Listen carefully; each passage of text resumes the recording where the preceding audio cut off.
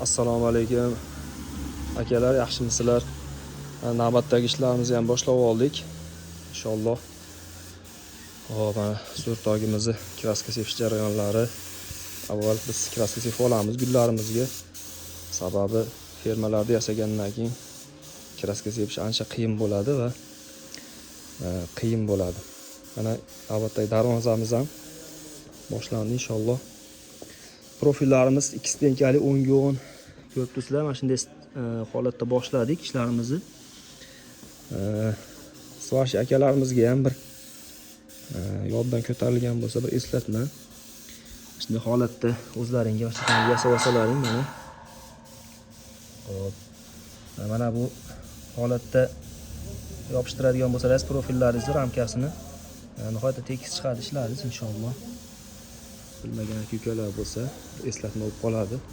Like bosib qo'llab-quvvatlab qo'yinglar. Tanish bilishlar aka-ukalar. Hammalarning ishlaringizga omad.